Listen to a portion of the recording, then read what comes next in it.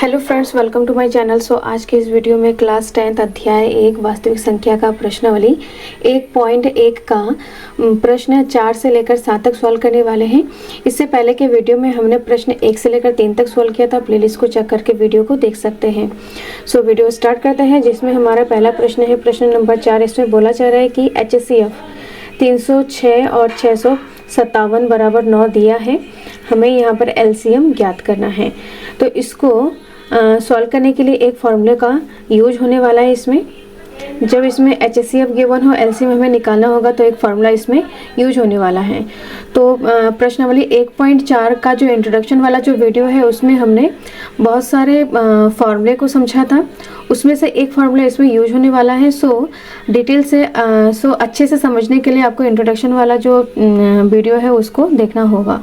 Playlist को check करके video को देख सकते हैं। तो इसमें यहाँ पर HCF गिवन है, LCM निकालना है, तो इसको सॉल्व करते हैं। तो सबसे पहले यहाँ पर हल लिखेंगे। सबसे पहले यहाँ पर हल लिखेंगे। हल लिखने के बाद यहाँ पर लिखेंगे दिया है। जो चीज़ यहाँ पर दिया हुआ है उसको सबसे पहले लिखना होता है। तो यहाँ पर दिया क्या है, दो संख्याओं का HCF गिवन है। यहाँ पर HCF 306 और 657 बराबर 9 यहाँ पर दिया है। अब यहाँ पर ज्ञात करना है, उसके बाद लिखना होता है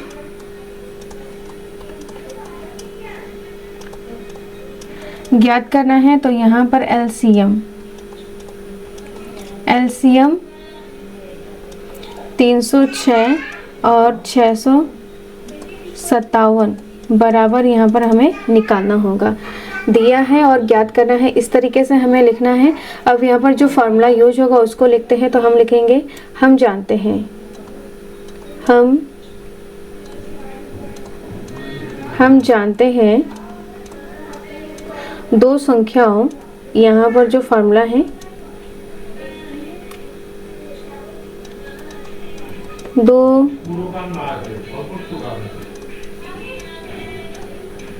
संख्याओं का गुणनफल, दो संख्याओं का गुणनफल बराबर HCF गुणा LCM यहाँ पर दिया हुआ है। अब इसमें हमारे पास दो संख्या क्या है, 306 गुणा 657 बराबर HCF यहाँ पर क्या दिया हुआ है, 9 दिया हुआ है। और LCM हमें क्या करना है, निकालना होगा। अब LCM निकालना होगा तो LCM के पास यहाँ पर साइड में क्या है, 9 गुणे में है, तो 9 को हटाना है। तो 9 जब बराबर के इधर आएगा, तो ये गुणे में है, तो ये बट्टे में आ जाएगा। तो यहाँ पर 306 गुणा 657 और ये जो 9 है ये हमारा बट्टे में आ जाएगा। यहाँ पर जो 9 है ये बट्टे में आ जाएगा, मतलब भाग में आ जाएगा। अब यहाँ पर बचा हुआ क्या है, LCM बचा हुआ है। अब इसको हमें क्या करना है, सॉल्व करना है। इसको हमें डिवाइड करना होगा। जो ये 9 है इसको हमें क्या करना है, डिवाइड करना है। तो 9 को जब 657 से डिवाइड करेंगे, यहाँ पर डिवाइड करके देखते हैं। ये जो 9 है यहाँ पर है 657। अब यहाँ पर जब 9 से डिवाइड करेंगे तो यहाँ पर 9 छंग 54, 9 सत्ते 63, 9 छंग 54 कम हो जाएगा, 9 सत्ते 63। माइनस करेंगे, यहाँ से 2 आएगा और यहाँ पर 7, 27 हो गया, 9 तिया 27। ये पूरा डिवाइड चला गया 72 बार, तो यहाँ पर आ जाएगा 73 बार। तो संख्या यहाँ पर क्या है, 306 बचा हुआ है और यहाँ पर 73 बचा हुआ है और ये LCM है। इन दोनों संख्याओं को हमें क्या करना है, गुणा करना है। तो गुणा आप खुद से कर सकते हैं। तो गुणा करने के बाद आएगा यहाँ पर 22,338। तो ये हमारा क्या है, LCM है। तो इसको सही से लिखेंगे। तो इसका जो आंसर है एलसीएम हमें निकालना था, तो एलसीएम इक्वल टू क्या आ गया है 22,338। ये क्या है हमारा फाइनल आंसर है, ये हमारा है फाइनल आंसर। तो इस तरीके से हमें आंसर निकालने हैं। यहाँ पर ये जो फॉर्मूला है हमारा, ये फॉर्मूला मोस्ट इम्पॉर्टेंट है। दो संख्याओं का गुणनफल बराबर एचसीएफ गुणा एलसीएम, ये जो फार्मूला है मोस्ट इम्पॉर्टेंट है। इसको हमें याद रखना है जब यहाँ पर दो चीज़ें दिया हुआ हो। अगर दो संख्याएं यहाँ पर हमारे पास दिया है, दो संख्या दिया है और एचसीएफ और एलसीएम दोनों में से अगर कोई एक चीज़ दिया हुआ है और दूसरा चीज़ हमें निकालना है, तो ये इस फॉर्मूले का यूज करके हम निकाल सकते हैं। यहाँ पर दो संख्याओं का गुणनफल ओनली दो संख्या के लिए ही हम इसको निकाल सकते हैं, तीन संख्या के लिए यहाँ पर हम निकाल नहीं सकते हैं। अब नेक्स्ट जो क्वेश्चन है, क्वेश्चन नंबर यहाँ पर 5 को करते हैं। इसमें जो बोला जा रहा है क्वेश्चन नंबर 5 में क्या है, क्वेश्चन नंबर 5 में है कि जांच कीजिए कि क्या किसी प्रकृत संख्या n के लिए संख्याएं 6 की पावर n अंक 0 पर समाप्त हो सकती हैं। यहाँ पर 0 पर समाप्त हो सकती है, ये हमें निकालना है। और इसमें बोला जा रहा है कि किसी प्रकृत संख्या n यहाँ पर क्या है, प्रकृत संख्या है, मतलब प्रकृत जो काउंटेबल नंबर नेचुरल नंबर है। तो नेचुरल नंबर किसे कहते हैं, नेचुरल नंबर यहाँ पर जो 1 से स्टार्ट होता है, मतलब काउंट, अगर कोई भी चीज़ को अगर हम काउंट करते हैं तो कहाँ से काउंट करते हैं 1 2 3 4 5 6। जैसे कि यहाँ पर नेचुरल नंबर, प्रकृत संख्या, पूर्ण संख्या, परिमेय संख्या, इसको हमने जो अध्याय 1 का जो प्रश्नावली 1.1 का जो इंट्रोडक्शन वाला वीडियो है उसमें हमने डिटेल से समझाया था, वहाँ से आप देख सकते हैं। तो प्रकृत संख्या यहाँ पर 1 से स्टार्ट होता है, 1 2 3 4 इस तरीके से इनफाइनाइट तक, ये हमारा क्या है प्रकृत संख्या है। अब इसमें बोला जा रहा है कि 6 की पावर n अंक 0 पर समाप्त हो सकती हैं, ये बोला गया है। तो इसका मतलब यहाँ पर क्या है 6 की पावर n, तो 6 की पावर n के जगह पर यहाँ पर 1 रखेंगे, यहाँ पर रखेंगे 2, यहाँ पर रखेंगे 3, इस तरीके से। तो यहाँ पर 6 की पावर 1 का मतलब होता है 6 की पावर 2 का मतलब यहाँ पर क्या हो जाएगा 6 छंग 36, इस तरीके से। और यहाँ पर 6 की पावर 3 का मतलब यहाँ पर फिर से 6 से गुणा करेंगे, 6 छंग 36 का 6 हासिल 3 और 6 3 18 19 20 21 216। तो इस तरीके से हमें ऐसे करके देखेंगे तो यहाँ पर हम देखेंगे कि इसमें बोला जा रहा है कि 0 पर समाप्त होती है। 0 पर समाप्त का मतलब उसका इकाई का अंक क्या 0 है। तो इसमें 6 की पावर 1 2 3 हमने किया है, तो इसका जो इकाई का अंक है वो हमारे पास क्या आ रहा है 6 आ रहा है। तो इसमें कोई भी संख्या का इकाई का अंक 0 हो या 0 पर समाप्त हो, बात एक ही है। तो कोई भी अंक अगर 0 पर समाप्त हो उसका मतलब क्या होता है, उसका इकाई का अंक 0 होना चाहिए। तो इकाई का अंक 0 किसका होता है, कौन कौन सा संख्याओं का होता है इसमें, यहाँ पर जैसे कि हो गया है 10 20 30 इस तरीके से, यहाँ पर 100। तो इसको हम ऐसे भी लिख सकते हैं, इसको हम ऐसे लिख सकते हैं, 10 को लिखेंगे 10 गुणा 1, 20 को लिखेंगे 10 गुणा 2, यहाँ पर 30 को लिखेंगे 10 गुणा 30, 10 को लिखेंगे 10 गुणा 10। यहाँ पर 10 को कैसे लिखेंगे 2 गुणा 5। यहाँ पर 20 है 10 गुणा 2, तो 10 को लिखेंगे कि 2 गुणा 5, 2 पंचे 10, और यहाँ पर गुणा 2 है। यहाँ पर 10 को लिखेंगे 2 गुणा 5, 5 दूनी 10 गुणा 3। एज इट इज़ यहाँ पर 10 को एक बार लिखेंगे कि 2 गुणा 5, और दूसरा 10 है यहाँ पर, इसको लिखेंगे 2 गुणा 5। तो यहाँ पर कॉमन क्या चीज़ दिख रहा है हमारे पास, यहाँ पर हर एक के गुणनखंड, मतलब जिसके इकाई के अंक यहाँ पर 0 है उसके हर एक गुणनखंड में क्या कॉमन आ रहा है, सब में क्या कॉमन आ रहा है, यहाँ पर सब में आ रहा है 2 गुणा 5, सब में यहाँ पर क्या आ रहा है 2 गुणा 5। यहाँ पर हर एक में यहाँ पर 2 गुणा 5 आ रहा है। इसका मतलब क्या है, जब इसमें 2 गुणा 5 आ रहा है इसका मतलब है कि कोई भी संख्या अगर 0 पर समाप्त होता है तो उसके इकाई के अंक में 2 गुणा 5 आना अनिवार्य है। अगर ऐसा है तो हम कह सकते हैं कि ये संख्या 0 पर समाप्त हो सकती है। जबकि यहाँ पर जो 6 है, 6 को अगर हम करके देखेंगे तो 6 में क्या आ जाएगा, यहाँ पर 6 में आएगा 2 गुणा 3 दूनी 6, 3। इस तरीके से यहाँ पर 5 नहीं आ रहा है। अगर 36 को भी करेंगे ना तो इसी तरीके से आएगा, मतलब 2 आएगा, लेकिन इसमें 5 नहीं आएगा। तो सीधी सी बात है, इसमें पूरा क्लियरली दिख रहा है कि इसमें 2 गुणा 5 नहीं आएगा। इसका मतलब 6 की पावर n 0 पर समाप्त नहीं हो सकता है। अब यहाँ पर हम देखेंगे कि हमें इसको किस तरीके से लिखना है। यहाँ पर हम इसको लिखेंगे कि यदि किसी संख्या के अभाज्य गुणनखंड में, ऐसा हमें लिखना है, यदि किसी संख्या के अभाज्य गुणनखंड में 2 तथा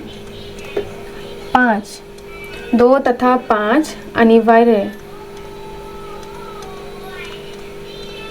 2 तथा 5 अनिवार्य रूप से उपस्थित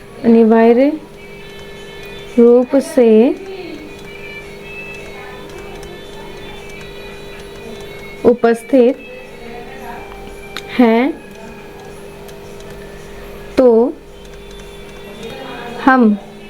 तो वह संख्या 0 पर समाप्त होती है। तो वह संख्या 0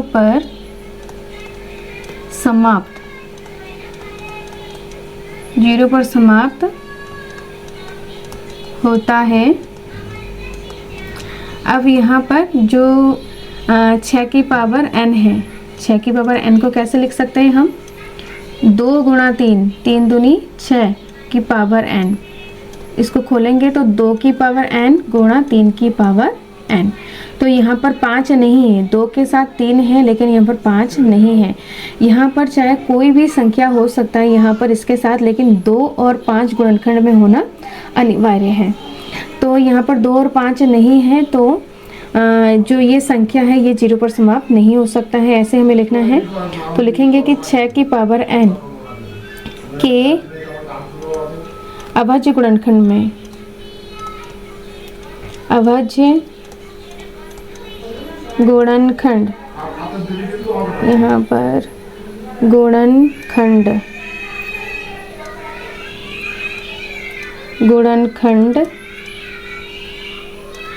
में 6 की पावर n के अभाज्य गुणनखंड में 5 उपस्थित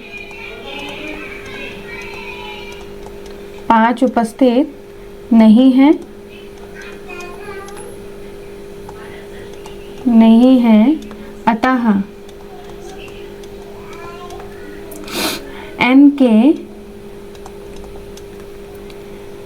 अतः n के किसी भी मान के लिए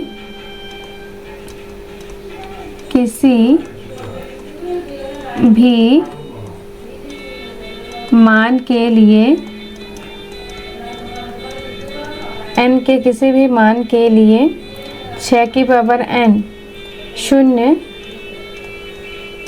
पर समाप्त नहीं होगी। तो इस तरीके से क्या करना है, हमें लैंग्वेज लिखना है यहाँ पर, जो कि यहाँ पर हमने पहले वाले जो स्लाइड में, इस वाले स्लाइड में जो हमने ये किया है, ये समझाने के लिए किया है। ये हमारा क्या है, रफ पार्ट है। ये जो हमने किया है ये हमारा क्या है, रफ पार्ट है। अगर इसको आप नहीं समझोगे तो इसका जो लैंग्वेज है ये आपको समझ नहीं आएगा, इसलिए समझाने के लिए हमने यहाँ पर इस चीज़ को समझाया है। तो ये वाला हमारा रफ पार्ट है, हमें हल करके यहाँ से लिखना होगा इसका आंसर। ये हमारा है आंसर। अगर क्वेश्चन आए तो हमें यहाँ से लेकर यहाँ तक लिखना होगा। अब जो यहाँ पर नेक्स्ट क्वेश्चन है उसको करते हैं। तो यहाँ पर नेक्स्ट जो क्वेश्चन है इसमें बोला जा रहा है, नेक्स्ट क्वेश्चन में बोला जा रहा है कि व्याख्या कीजिए कि 7 गुणा 11 गुणा 13 प्लस 13 और 7 गुणा 6 गुणा 5 गुणा 4 गुणा 3 गुणा 2 गुणा 1 प्लस 5 अभाज्य संख्या क्यों नहीं है। यहाँ पर अभाज्य संख्या क्यों नहीं है इसको हमें बताना होगा। तो इसके लिए सबसे पहले हम समझेंगे कि अभाज्य संख्या और मतलब भाज्य संख्या क्या होता है। यहाँ पर अभाज्य संख्या क्यों नहीं है मतलब भाज्य संख्या क्यों है, इसका कहने का मतलब है अभाज्य संख्या क्यों नहीं है, इसका मतलब भाज्य संख्या क्यों है। तो सबसे पहले यहाँ पर समझते हैं कि भाज्य संख्या किसे कहते हैं। भाज्य संख्या किसे कहते हैं, यहाँ पर संख्या ऐसी संख्या जिसमें एक के अलावा 2 या 2 से अधिक अभाज्य गुणनखंड के रूप में हो तो उसे भाज्य संख्या कहते हैं। तो यहाँ पर लिखते हैं कि ऐसी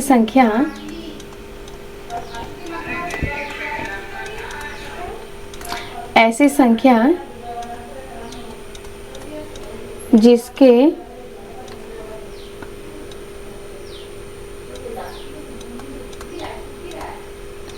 गुणनखंड में एक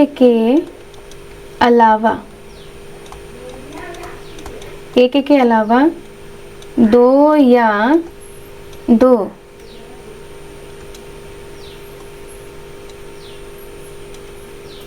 यहाँ पर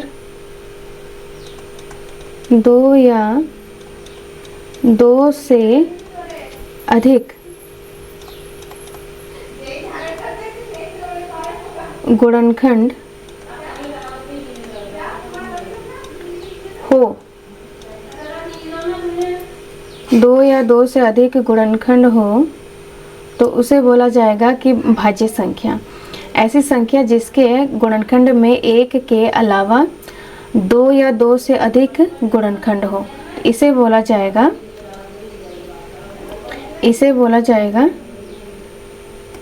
भाज्य संख्या। इस चीज़ को हमें याद रखना है। अब यहाँ पर इसका यूज होने वाला है, कैसे इसको समझते हैं।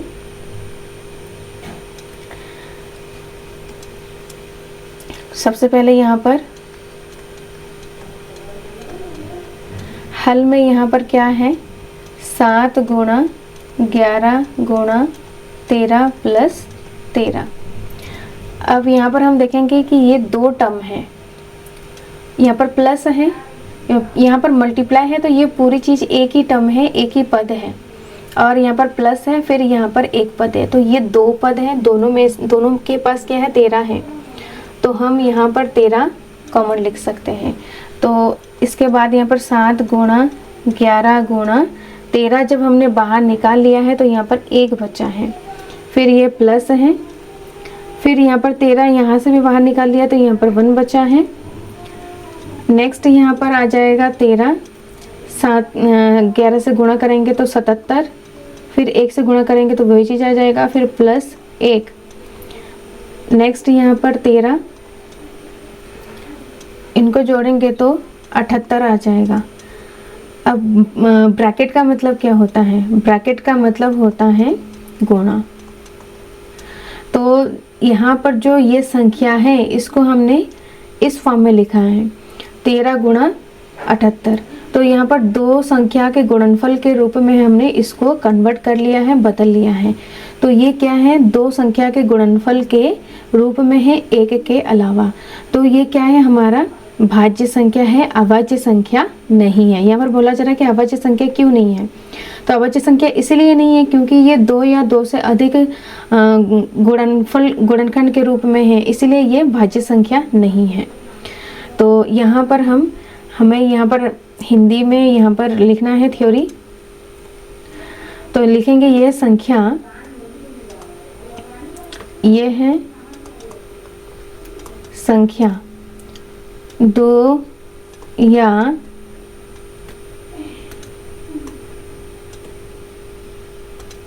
यह संख्या दो या दो से अधिक, दो या दो से अधिक, दो या दो से अधिक गुणनफल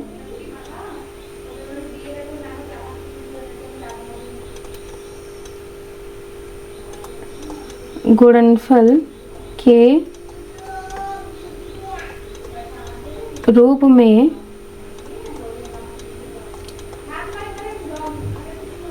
लिखी जा सकती है, अतः यह भाज्य संख्या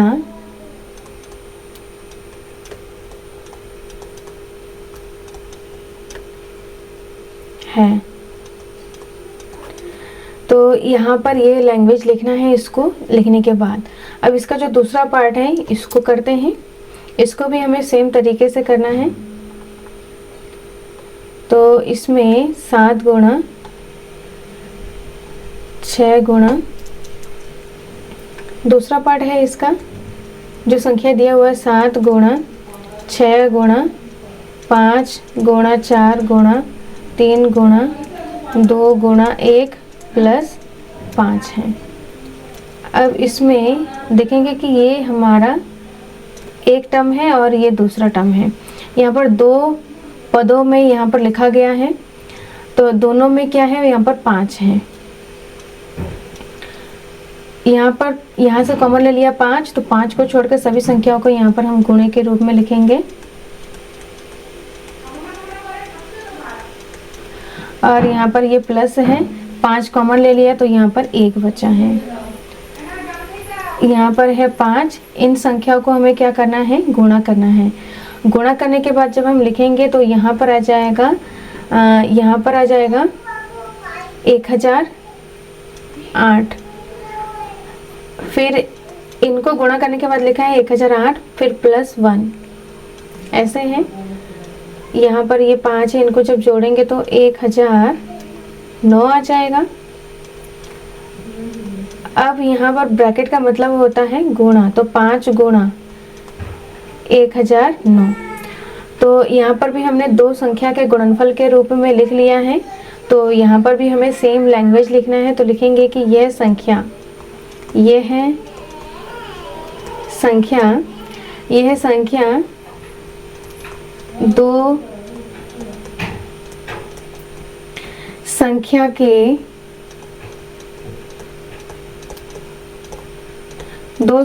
के गुणनफल के रूप में लिखी जा सकती है, अतः यह भाज्य संख्या है। या तो जो क्वेश्चन में लिखा हुआ है अभाज्य संख्या क्यों नहीं है, तो यहाँ पर लिखेंगे अतः यह भाज्य संख्या है। इस तरीके से हमें इसको लिखना है। यहाँ पर दो संख्याओं के गुणनफल के रूप में हमने इसको लिखा है। तो दोनों पार्ट को हमने लिख लिया है। अब इसका जो लास्ट वाला क्वेश्चन है, क्वेश्चन नंबर 7, इसको सॉल्व करते हैं। इसमें बोला जा रहा है किसी खेल के मैदान के चारों ओर एक वृत्ताकार पथ है। इस मैदान के एक चक्कर लगाने में सोनिया को 18 मिनट लगते हैं, जबकि समीरा को 12 मिनट लगते हैं। मान लीजिए वे दोनों एक ही स्थान और एक ही समय पर चलना प्रारंभ करके एक ही दिशा में चलते हैं। कितने समय बाद वे पुनः प्रारंभिक स्थान पर मिलेंगे। ये हमारा क्वेश्चन है। इसमें बोला जा रहा है कि मैदान के चारों ओर सोनिया 18 मिनट, मैदान के चक्कर लगाने में सोनिया को 18 मिनट लगते हैं और समीरा को 12 मिनट लगते हैं। यहाँ पर मैदान एक खेलने के मैदान है जो कि वृत्ताकार, उसके चारों ओर वृत्ताकार पथ है। पहले इसको समझते हैं डायग्राम से समझते हैं। ये हमारा क्या है, एक वृत्ताकार मैदान है। मैदान के चारों ओर वृत्ताकार पथ है। इसमें सोनिया को पूरे चक्कर लगाने में कितने मिनट लग रहे हैं? 18 मिनट लग रहे हैं। और यहाँ पर समीरा को लग रहा है यहाँ पर 12 मिनट। मतलब किसको कम मिनट लग रहा है? समीरा को कम मिनट लग रहा है वृत्ताकार पथ को चक्कर लगाने में, जबकि सोनिया को ज़्यादा मिनट लग रहे हैं। तो इसमें बोला जा रहा है कि मान लीजिए कि वे एक ही स्थान पर और एक ही समय में चलना प्रारंभ करते हैं, मतलब सेम जगह पे और सेम डायरेक्शन पर अगर वो चलना प्रारंभ करें, दोनों एक साथ एक ही दिशा में करके एक ही दिशा में चलते हैं, तो कितने समय बाद वो पुनः एक ही स्थान पर मिलेंगे? कि कब, कितने समय बाद वो एक ही स्थान पर पुनः मिलेंगे, प्रारंभिक स्थान पर, मतलब यहाँ पर वो कितने समय बाद एक साथ मिलेंगे, ये बोला गया है। तो इसमें हमें क्या करना है, एलसीएम निकालना है दोनों संख्याओं का। तो इसको यहाँ पर आ जाएगा 18 और यहाँ पर 12 का एलसीएम निकालेंगे। अवयवीकरण का सबसे पहले करना है 18 का, यहाँ पर 2 नम 18, 2 नम 18, 3 तिया 9, 3 एकम 3। एज इट इज यहाँ पर 12 का 2 छंग 12, 2 तिया 6, 3 एकम 3। लिखेंगे यहाँ पर 18 बराबर 2 गुणा 3, यहाँ पर 2 बार है तो इसकी घात 3 हो जाएगा। यहाँ पर 12 है, यहाँ पर 2, यहाँ पर कितनी बार है? 2 बार है, तो 2 की घात 2 गुणा 3। निकालना है एलसीएम। एलसीएम में दोनों संख्याओं को लिया जाता है 2 और 3, अधिकतम घात लिया जाता है साथ साथ। तो अधिकतम घात 2 की अधिकतम घात यहाँ पर दोनों में देखना है। 2 की अधिकतम घात यहाँ पर 2 है, यहाँ पर कुछ नहीं है मतलब 1, यहाँ पर कुछ नहीं है मतलब 1। तो 2 का अधिकतम घात 2 है और 3 की अधिकतम घात यहाँ पर 2 है। जब यहाँ पर 2 दूनी 4, 3 तिया 9, तो 9 चक्कू 36। तो यहाँ पर एलसीएम क्या आ जाएगा? 36 आएगा। इसका मतलब यहाँ पर क्या है, यहाँ पर बोला गया है कि कितने समय बाद वे पुनः प्रारंभिक स्थान पर मिलेंगे। तो यहाँ पर लिखेंगे 36 मिनट बाद। यहाँ पर हमें लिखना है 36 मिनट बाद वे दोनों प्रारंभिक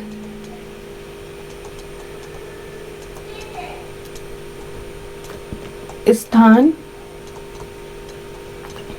पर मिलेंगे।